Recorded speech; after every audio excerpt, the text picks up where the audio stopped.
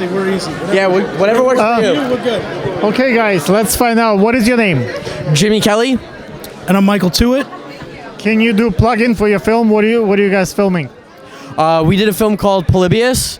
It's based off the urban legend about an arcade game that was placed supposedly by the government and then taken away by the FBI.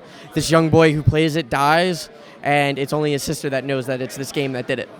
Can you talk a little bit about what it costs to produce a movie? What's the distribution for the film? What is the future for the film?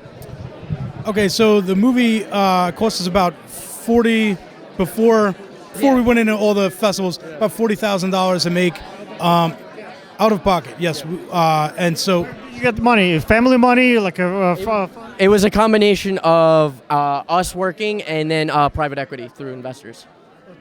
what do you pitch to investors? Are you telling them that you're gonna make $1 million? Like, why would they give you money? So what we did is we knew that the only way to surefire that this project would work is to do a proof of concept short.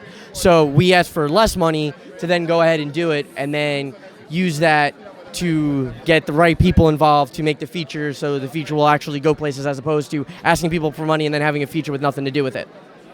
What is your plan for distribution? Are you gonna go on YouTube? Are you gonna Netflix? Like, what are you gonna do after the film? So right now we're currently talking with production companies about making it into a feature film, and because of that we're holding off on distribution. However, we have gotten offers from streaming platforms that we totally can't mention right now, but the plan because we haven't decided which one we're going to go with yet.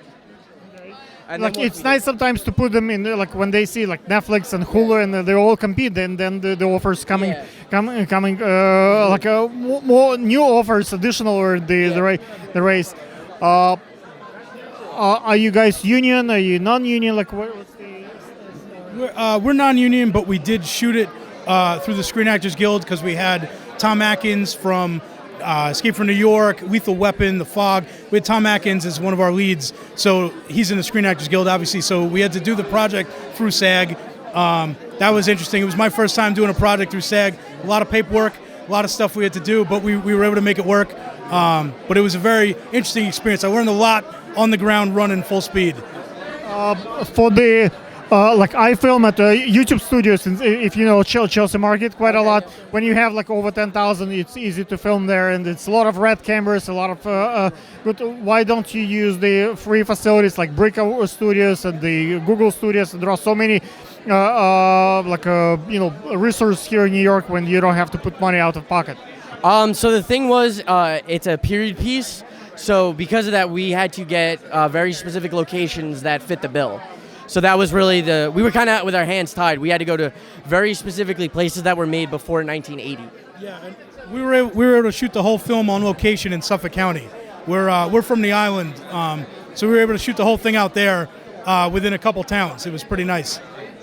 What is your future? Like, is there another movie you're planning to do? Like, what else in the pipeline? Sure. So the next immediate thing we're doing is we're actually redoing a short film we did called Return to South Haven. The short we played at a couple festivals. We were never 100% happy with it, so we're going to redo that. We've rewritten it. We've cast it. We're going to shoot that next. But we're also, as he said, trying to get the feature film of Polybius off the ground. We have a script written. We have some interest, and we're working on hammering out a deal with that. So that would be ideal.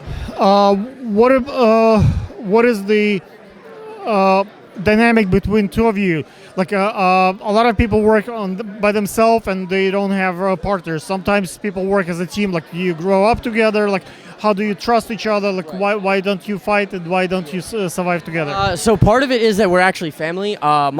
He's my uncle's brother-in-law, so however you want to call that. Yeah.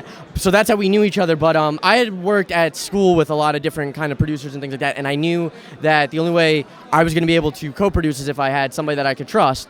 So I went to family first, and so then from there we just started working together, and it's very equal, and that's kind of what I needed, like, as a director. So, yeah. But in a film, it's always like a buck stops somewhere. There is one guy that's the last that makes a final decision. It could be like 50, but at the end of the day, there is one person that has to like it's like an army.